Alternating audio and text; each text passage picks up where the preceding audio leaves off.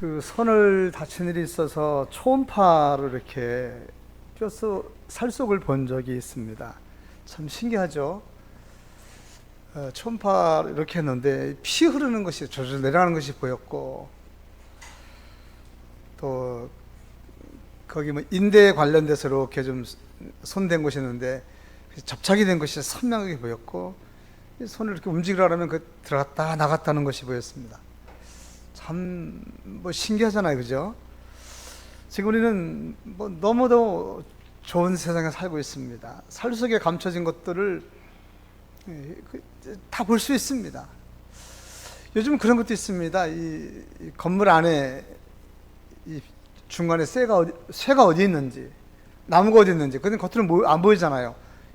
그 뭐 갖다 대면은 선명하게 이렇게 보이는 겁니다. 예를 들어서 바닥에 뭐 배관이 어디서 새는지 이렇게 보면은 선명하게 이렇게 보이는 겁니다. 뭐 그런 시대에 살고 있습니다, 여러분. 뭐 여성분들 뭐 잘 아시지만 태숙에 있는 아이가 건강한지 초음파에 보면 다 알잖아요.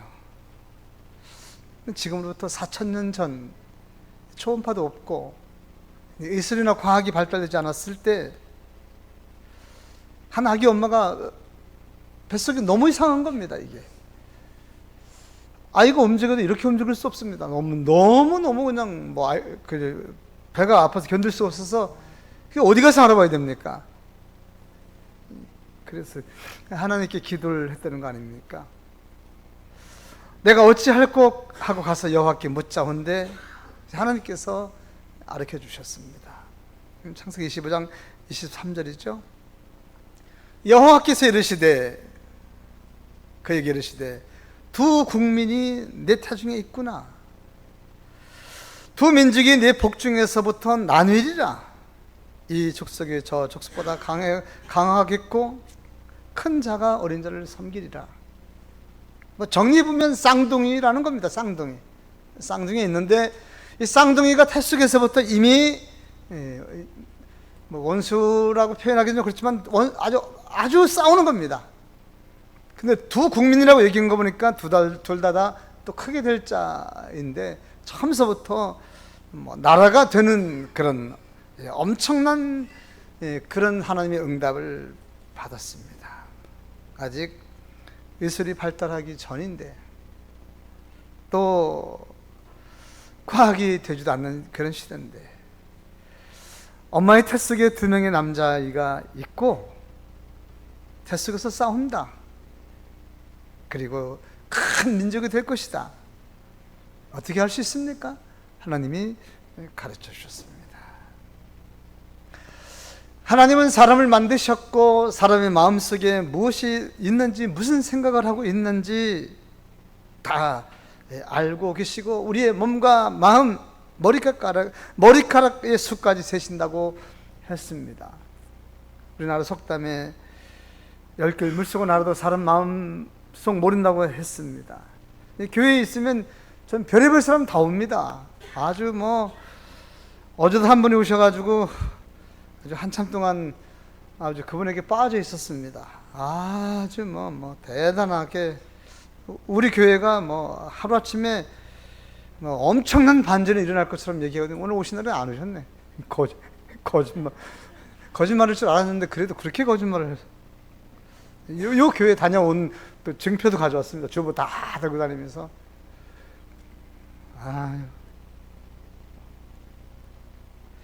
오늘 중요한 것은 태숙에 두 아이가 있다는 것이고 두 아이가 싸운다는 것, 오늘 요거 좀 집중해 보려고 합니다. 그리고 하나님 말씀에 나중에 그 결과가 어린 자가 큰 자를 섬기게 될 것이다. 큰 자가 어린아이를 섬기게 될 것이다 라고 했는데, 그러니까 작은 아이가 크게 될 것이라고 했는데 이게 지금 어떻게 현실로 나타나고 있는지, 두 아이가 태어나는 과정, 그리고 태어나서 저들이 사는 과정의 한 대목이 오늘 본문에 나와 있어서 그걸 중심으로 말씀 나눌 겁니다. 해산의 기한이 차서 여인은 사라입니다. 사라, 이삭의 부인, 아이를 낳았습니다. 한 아이가 먼저 모습을 드러내는데 범상치 않습니다. 얼굴이 붉고 머리가 시커멓고 우렁찬 목소리, 팔뚝에 털이 보글보글합니다. 어렸는데 나왔습니다. 이어서 한 아이가 모습을 드러내고 있는데 손이 보입니다. 오늘 우리가 당황스러운 것은 이 손이 먼저 나온 형의 발목을 꼭 붙잡고 안 놓는 겁니다. 여기 과장됐을 수도 있을 것입니다. 안 놓는 겁니다. 그리고 이어서 얼굴이 나오는데 보통 머리가 먼저 나오잖아요, 그죠? 특별한 모습을 보여주고 있습니다. 본문은 이 아이들의 이름을 지을 때 낳는 과정을 중심으로 출생과 관련해서 이름을 주었습니다. 먼저 나온 아이 털이 많고 붉다는 뜻에서 예서 나중 나온 아이를 형의 발꿈치를 잡았다고 해서 잡았다는 뜻의 야곱 이름을 지어줬습니다. 이제 우리는 어머니 뱃속을 박차고 나와서 살고 있는 이 아이들, 세상 밖에서는 어떻게 살고 있는지 이제 보게 될 것입니다. 하나님께서 그 엄마에게 큰 자가 작은 자를 섬기게 될 것이다 라고 말했는데 이것도 관심이 있습니다. 어떻게 섬기게 되었는지 그 과정들도 보게 될 것입니다. 그런데 말입니다. 성경을 자세히 살펴봐도 저들의 어린 나이 성장의 그 모습들은 성경에 잘 안 나와 있습니다. 그러나 딱 한 가지, 이들이 어떻게 살았을 것이라고 하는 것을 증명해 줄 수 있는 것이 오늘 본문입니다. 내용을 보니까 야곱이 자기는 차자로서 태어난 것 인정 안 한다, 이겁니다. 나 동생, 내가 무슨 죄가 있어 동생이야?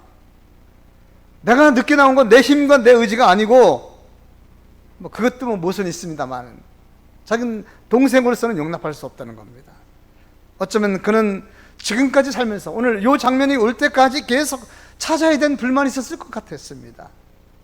이것을 좋게 생각하면은 축복에 대한 열망 그런 거라고 볼 수 있지만 현실적으로 생각하면 불만이 많은 사람 그렇게 볼 수 있습니다. 여러분은 이 야곱을 어떻게 생각하시는지요? 우리는 이 야곱에게서 오늘 무엇을 배울 수 있을까요? 우리는 야곱이 무슨 생각을 하고 있는지, 어떤 행동을 하고 지금 살고 있는지, 지금 무엇을 하려고 그러는지 이제 한번 따라가 보겠습니다. 야곱이 성장해서, 에서도 성장해서 큰 사람이 되었습니다. 그런데 야곱은 아직까지도 장자권에 집착하고 있었고 31절에 보니까 야곱이 형에게 이르되 형 장자권 내게 팔아라 이렇게 본 거 보니까 마음속에 장자에 대한 생각 하루도 버린 적 없었던 것 같습니다. 이게 무슨 말씀입니까? 장자권을 살 수만 있으면 사겠다는 거 아니겠습니까? 어떻게 이런 생각을 다 할까요? 그런데 오늘 기회가 왔습니다. 형에서는 날 때부터 야성적이라서 밖에 나가서 사냥하고 밖에 돌아다니는 걸 좋아하고 또 아버지는 또 그가 사냥해온 고기 음식 좋아하고 그렇게 살고, 그런데 오늘 성경을 보니까 야곱은 또 조용한 사람이라서 장막에 거주했다, 어머니의 주로 살았다, 이 부분 설명해 주고 있습니다. 그런데 오늘 야곱에게 기회가 온 것입니다. 형이 아주 잘 준비해서 오늘 사냥을 나가는 일인데 오늘 야곱은 큰 계획을 세웠습니다. 의도적일 수 있습니다. 오늘 어찌하든지 형과 한번 정면 승부 한번 해봐야 되겠다, 장자의 명분에 대한 이야기를 한번 해보려고 오늘 작정을 하고 있습니다. 그래서 야곱은 마치 기다렸던 듯이 어머니에게 달려갔고 어머니하고 마음이 또 잘 맞는 이 둘째 아들 어머니에게 음식을 부탁했습니다. 형이 올 때 내가 이런 얘기 해보고 싶은데 엄마 나 좀 도와줘, 좀 죽 좀 맛있게 끓이고 냄새 좀 팔팔 나게 하고 그렇게 좀 해줘. 그렇게 오늘 아주 기회가 왔다는 듯이 어머니하고 기발한 생각들을 지금 하고 있습니다. 에서가 사냥에서 돌아왔을 때 집안에 이 풍기는 엄청난 냄새 때문에 지금 에서는 견딜 수가 없습니다. 사냥도 오늘 제대로 못했습니다. 아주 힘들어 보입니다. 오늘 29절 30절에 보니까 아주 32절에 보니까 죽을 만치 힘들어 보입니다. 어렵습니다. 근데 이 하루 종일 굶었는데 이 냄새가 무슨 냄새냔 말이죠. 너무너무 지금 배가 고파 견딜 수가 없습니다. 때가 왔습니다. 하루 종일 짐승을 쫓아 들러 산으로 뛰어다니던 에서 들에서 왔습니다. 이 구수한 냄새 집안이 가득했습니다. 야곱이 의도했던 대로 지금 되어가고 있습니다. 에서가 집으로 들어오더니 그냥 다짜고짜 어머니에게 갈려서 한 그릇 달라고 했습니다. 여러분, 그런데 이게 뭡니까? 야곱이 가로막습니다. 이건 내가 만들어서 내 허락 없이는 안 된다는 겁니다. 애들 장난하는 것도 아니고 이게 형제간에 무슨 일이랍니까? 그러나 야곱에게는 이건 농담도 아니고 장난도 아니고 진심이고 그 마음속엔 분명한 의도가 있습니다. 야곱이 만든 이 엄청난 그림이 여기 그려지고 있습니다. 이번 기회에 형의 장자권을 내가 내 것으로 만들겠다고 하는 강한 의지를 가지고 오늘 야곱이 이런 일을 꾸몄습니다. 그래서 야곱은 형에게 정식으로 제안을 합니다. 오늘 31절이죠. 형의 장자의 명분을 오늘 내게 팔라. 이 붉은 것을 줄 테니까, 형이 원하는 이것을 줄 테니까 나에게 장자권을 팔라. 그런데 여러분, 이게 말도 안 되는 일이고 애들 장난하는 일 같은데 이 집에서 상상 외의 일이 벌어졌습니다. 형의 반응 때문에 당황스럽습니다. 32절. 내가 죽게 되었으니 이 장자의 명분이 내게 무슨 유익이 있으리요? 죽게 되었답니다. 한 끼 굶었다고 사람이 죽습니까? 내가 죽게 되었으니 이 장자의 명분이 내게 무슨 유익이 있으리요? 장자권이 넘어가고 있습니다. 오늘 우리는 한 가정에서 일어나는 엄청난 거래 현장을 지금 목격하고 있습니다. 동생이 형에게 붉은 죽 한 그릇 주고 장자의 명분을 샀다 이 말입니다. 역사적인 일이죠. 형인 에서가 동생이 되고 동생인 야곱이 장자가 되는 이 어마어마한 집안의 서열이 바뀌는 이 엄청난 일입니다. 여러분 이거 주목해야 됩니다. 물론 이 일에 어떤 문서나 공증을 한 건 아닙니다. 오늘날처럼 인감이나 호적처분 이런 것들에 넘어간 것도 아니고 그렇다고 해서 특별한 증인이 있는 것도 아닙니다. 물론 그의 부모들이 들었을 가능성은 있습니다. 그러나 그의 부모들은 애들 장난하는 거라고 치부할 것이 뻔합니다. 야곱이 장자라는 아무런 증거도 없습니다. 물건 사고 파는 것처럼 영수증이나 거래증명서 이런 것도 없습니다. 그러나 장자권은 넘어갔습니다. 이제부터 이 집의 장자는 야곱입니다. 이 집의 장자는 야곱입니다. 형이나 부모는 장난이라고 할 수 있겠지만 야곱은 이 일에 진지했고 어쩌면 야곱은 이 일에 목숨을 걸고 싸워서 지금 쟁취한 일이 장자권입니다. 여러분, 야곱이 왜 이처럼 장자의 명분에 집착하는 걸까요? 장자의 명분이 없으면 못 사는 것입니까? 물론 우리는 그 이유를 지금은 알 수 없습니다. 그러나 장자의 명분이 에서에게서 야곱에게로 넘어가는 순간 달라진 것들이 오늘 성경에 여러 가지 증명들이 있습니다. 우리는 그것을 그의 형에게서 금방 볼 수 있습니다. 오늘 34절이죠.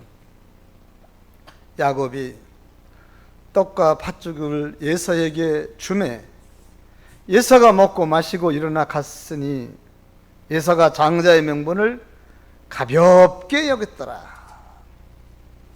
이거 보통 일이 아닙니다. 장자의 명분이 넘어간 이후로부터 에서는 장자의 명분에 대해서 가볍게 여겼더라. 어떻게 된 것입니까? 그냥 배고파서 장난으로 해본 말인지는 모르겠지만 에서의 인생에서는 엄청난 변화가 지금 시작되고 있습니다. 장자의 명분이 이제 우스워졌습니다. 그까짓 거 장자 별거 있나?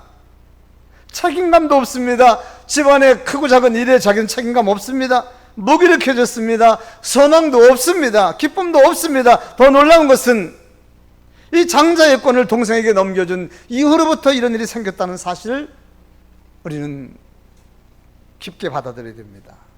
어떻게 생각하면 좋을까요? 위에서 말씀드린 대로 장자권을 너 가지라고 했지만 외형적으로는 달라진 것이 하나도 없습니다만은 내적으로는 변화가 있으니 말입니다. 바로 이 부분 우리가 간과하지 말아야 될 부분입니다. 그러기 위해서 우리가 에사가 어떻게 이렇게 무기력해 가는 삶을 사는지 29절 30절을 보면 그가 심히 피곤한 삶을 살았습니다. 먹고 살기 위해서 우리 인생들을 얘기하는 겁니다. 그는 밖에 나가서 사냥하기 위해서였습니다. 우리에게 주는 시사하는 것이 많습니다. 먹고 살기 위해서 피곤한 인생을 살고 있었습니다. 이것이 자기 자신을 무력하게 만들고 직분도 소홀하게 만들게 되고 자기가 맡겨진 것들도 차라리 이거 귀찮다라고 생각할 수밖에 없는 그런 환경들이 이를 무기력하게 만들기 시작한 겁니다. 먹고 살기 위해서, 인생의 성공을 위해서, 육신을 위해서 결정적으로 내가 죽게 되었으니 이 말 가운데 장자꾼은 내게 무엇 필요하리요? 너 가져가라. 이런 결론을 낳게 되었습니다. 여기서부터 예서의 문제가 꼬이기 시작한 겁니다. 원래 그의 신분은 장자의 신분이었지만 너무 피곤하고 지친 인생을 살다 보니까 장자권에 대해서 소중한 것도 알지 못하고 그것이 얼마나 귀하고 소중한지 알지 못하고 있다가 조금 이제 배고프니까 내가 죽게 되었는데 장자의 명분이 뭐 필요하느냐, 그래서 가볍게 생각했는데 그냥 넘어가고 만 겁니다. 여러분, 영적으로 우리에게 주는 의미들이 큰 겁니다. 그럼 반대로 장자의 명분을 소유한 야곱은 어떻게 되는 것일까요? 야곱은 형으로부터 형이 가지는 그 고난들을 생각하면서 지금 큰 꿈에 부풀어 있습니다. 이 사람 지금 왜 그러는지 모르겠습니다. 뭘 안다고 어렸을 때부터 어머니 뱃속에서부터 형이 가지는 고난들을 생각하며 장자가 됐다는 고난 때문에 행복해서 견딜 수가 없습니다. 그것은 에사가 자기에게 형 대접을 해주고 안 해주고 상관없습니다. 아버지가 자기를 장자 형이라고 인정해주지 않아도 상관없습니다. 어머니 아무 상관없습니다. 혼자서, 참 이게 웃긴 일입니다. 자기 혼자서 형이랍니다. 여러분. 한 번도 자기 그 형 에서에게 형소리 들어본 적 없습니다. 오히려 야단만 맞고, 아버지도 그에게 뭐 맞이라고 불러본 적도 없습니다. 괜히 혼자 날린 겁니다. 창세기 27장 1절에 보니까 아버지가 맞이를 부르는데 이렇게 부릅니다. 창세기 27장 1절. 이삭이 나이가 많아 눈이 어두워 잘 보이지 못하더니 맏아들 예설을 불러 이르되, 여전히 아버지는 예설을 맏아들이라고 합니다. 그러나 지금 야곱은 자기가 형이랍니다. 혼자만 형이라고 생각합니다. 야곱은 동생으로 태어나서 형이 되었습니다. 여러분, 이것을 어떻게 생각하고 오늘 성경 우리에게 무엇을 얘기하고자 이런 얘기를 하고 있을까요? 야곱 왜 그러는 것입니까? 보통 사람들 같으면 둘째로 태어나는 것은 뭐 하늘의 뜻이거니 그렇게 뜻으로 믿고 그렇게 순종하고 사는 것이 일반일 텐데, 야곱 왜 우리 생각과 다른 겁니까? 장자로 태어난 것이 자기 의도와 관계가 없다는 겁니다. 인정할 수 없다는 겁니다. 당황스럽습니다. 우리는 이 문제를 어떻게 해석하면 좋을까요? 어려서 몰라서 그렇다 쳐도 지금은 나이가 들고 컸습니다. 왜 그럴까요? 이것 때문일 겁니다. 장자가 누리는 특권 때문에. 인간적인 생각인지 모르겠지만 하나님 우리에게 주는 의미는 큽니다. 장자가 누리는 특권.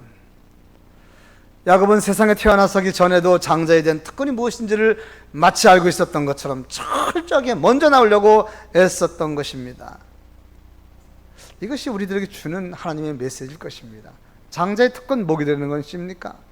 고대 사회에서 장자란 족장으로서 아버지 뒤를 잇게 되고 아버지의 재산을 물려받게 되고 아버지로부터 축복을 받게 되고 또한 자손에게 축복해 줄 수 있는 고난, 이것은 장자로서 낸 명예이며 영예이며 권한이기도 합니다.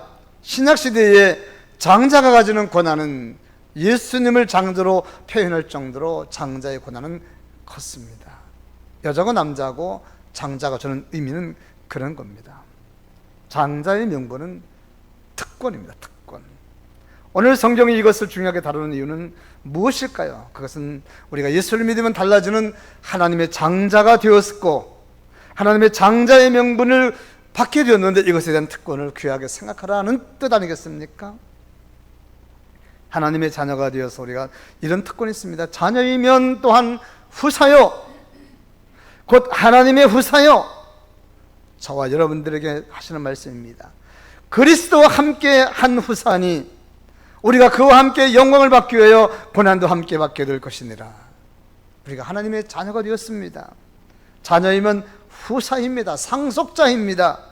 그리스도와 함께 한 후사라고 성경은 우리에게 분명히 말씀하고 있습니다. 오늘 저와 여러분이 가진 이 직분, 성도의 직분이 영적으로 장자의 직분이 이것을 귀하게 여기시는 여러분들 수 있기 바랍니다. 신분의 변화입니다. 오늘 야곱이 장자의 고난을 산 이야기는 단순하게 형이 되어서 형을 이기고 형 대접을 받고 형이 누리는 고난, 명예를 누리겠다는 그런 이야기일까요? 그거 아닙니다. 원래 야곱의 신분은 축복의 신분이 아니었습니다. 그러나 그의 신분은 축복의 신분으로 바뀌었다는 것이 오늘 본문의 핵심입니다. 또는 하나님은 그의 신분에 맞게끔 그를 보호하시고 그를 축복해 주시고, 그래서 성경의 역사를 쓰실 때 하나님은 아브라함과 이삭과 예서가 아니라 아브라함과 이삭과 야곱, 구약의 3대 족장 얘기할 때 하나님은 아브라함과 이삭과 야곱, 그렇게 될 겁니다. 이 놀라운 축복권이 그에게 있는 겁니다. 장자로서 자부심, 책임감, 예사와는 다릅니다. 장자로서 하나님이 예비한 축복을 받을 수 있다는 확신이 생겼습니다. 무엇보다도 믿음의 조상이 된다는 사실, 얼마나 놀라운 일입니까? 물론 지금 당장은 아직도 무엇인가 변화된 것은 별로 없어 보입니다. 그러나 훗날 야곱은 믿음의 조상의 반열을 서게 되었으니 이 얼마나 놀라운 일이겠습니까? 성도 여러분, 야곱이 아무리 의지가 강하고 머리가 좋고 싸움을 잘해도 하나님의 섭리 도움 없이는 그가 믿음의 조상이 될 수 없습니다. 그러므로 그가 믿음의 조상이 된 것은 하나님의 큰 은혜입니다. 무슨 은혜입니까? 무엇보다도 하나님의 복을 중요하게 생각하고 있고 장자의 직분을 귀하게 생각하고 있는 그에게 하나님이 함께 하셨고 그에게 장자의 직분을 하나님이 선물로 주셨다, 그 말입니다. 하나님이 오늘 우리의 맡겨준 성도의 직분을 귀하게 생각하고 목사와 장로, 권사, 집사의 직분을 귀하게 생각했을 때 하나님은 우리에게 더 귀한 것들을 맡기신다라고 하는 교훈이 될 것입니다. 오늘 우리가 함께 교훈을 나누고자 하는 것은 야곱의 신분의 전환, 야곱은 그것을 귀하게 생각했다는 것이고, 그러나 그가 그것을 귀하게 생각하고 여러 가지 힘쓰고 밭죽 이런 얘기하고 형에게 장제권을 샀다 여러 가지가 있지만은 그 일에 하나님이 은혜 내려주시지 않으면 결코 그의 힘으로 되는 것이 못 되는 겁니다. 하나님께서 그에게 그가 그만큼 그것을 귀하게 생각했을 때 하나님은 그에게 그것을 허락해 주셨습니다. 성도 여러분, 오늘 우리의 신분은 무엇입니까? 하나님의 자녀, 성도, 축복의 보장이 되어 있는 하나님의 후사들 아니겠습니까? 믿음의 조상으로서 축복을 빌어주는 직분이 아니겠습니까? 세상에 하나님의 자녀로서 많은 축복을 빌어주며 자녀들에게 복을 빌어주는 믿음의 족장으로서의 사명을 감당하는 우리 모두가 될 수 있기를 주의 이름으로 축원드립니다. 우리의 신분을 살펴봤으면 좋겠습니다. 아직도 세상의 아들도 있는지, 정말 하나님의 자녀로서, 성도로서, 집사, 장로로서 자부심을 가지고 있는지 우리의 직분을 다시 한번 깊게 생각해보는 귀한 시간 되었습니다. 태어난 신분 그대로 살다가 죽는, 이렇게 살고 저렇게 살아도 죽으면 그만이라고 하는 그런 생각으로 살고 있는지, 성도로서 세상에서 큰 영향력을 주고 있었는지, 야곱이 받은 장자의 직분은 천국에서도 영향력이 있고 대접을 받을 수 있겠지만, 그가 장자로서의 신분은 세상에서 큰 영향력을 줄 수 있다는데 큰 의미가 있습니다. 세상에서 하나님의 종으로서, 하나님의 믿음의 조상으로서의 사명을 감당할 수 있는 큰 직분이기에 그는 그를 귀하게 생각했습니다. 우리도 하나님의 아들로서 우리에게 주신 신앙의 직분, 성도의 직분을 귀하게 생각하며 야곱처럼 무엇을 주고 사자는 얘기는 아닙니다. 다행히 우리에게 신분을 바꿀 만한 하나님의 은혜가 있습니다. 예수를 믿는 것, 하나님의 큰 은혜가 우리는 가장 강력한 시대를 살아가고 있습니다. 하나님의 은혜로 우리의 신분을 귀하게 생각하며, 지금보다도 더 귀하게 생각하며, 우리의 신분을 귀하게 생각하며 하나님의 영광을 위해서, 아들이 아버지의 명예를 위해서 열심히 살아가는 강북의 성도가 될 수 있게 바라는 겁니다. 사랑하는 성도 여러분, 우리는 아버지, 어머니, 장남, 목사, 장로, 권사, 여러 가지 집사 직분들이 있을 것입니다. 명예, 영광, 축복, 이런 직분일 것입니다. 그러나 이것을 하찮게 여기시고 숨기며 살던 예서의 삶, 우리는 돌아보면서 지금 우리의 직분을 더욱 귀하게 생각하는 우리가 되었으면 좋겠습니다. 우리의 직분이 크든 작든 하나님이 주신 직분입니다. 하나님은 아들 예수님께서 장자의 직분을 주셨습니다. 하나님이 예수님께 장자의 직분을 주신 이유는 그를 세상에 보내시기 위함이었습니다. 직분은 상대적인 겁니다. 직분은 혼자의 의미가 없습니다. 직분은 세상을 영향력을 주는 것이 직분입니다. 직분의 대상은, 예수님께 직분의 대상은 세상이었습니다. 하나님께서 오늘 우리들에게 직분을 주셨다는 것은 상대적인 겁니다. 혼자서 아빠, 엄마가 될 수 없습니다. 자녀가 있어야 아빠, 엄마가 되는 것이고, 성도가 있어야 목사가 되는 것이고, 그런 마찬가지로 우리가 성도이면 그냥 혼자 성도가 아닌 것입니다. 우리에게 또 다른 하나님 주신 사명들이 있을 것입니다. 그 사명들을 좁게는 이 지역이고 가정이지만 더 나아가서는 세계이며 더 나아가서는 하나님의 큰 나라를 위한 것일 것입니다. 하나님 주신 직분들을 귀하게 다시 한번 깊이 묵상하시면서 하나님 나라와 그의 의를 위해서 힘쓰고 해서는 강북의 성도가 될 수 있기를 주의 이름으로 축원드립니다.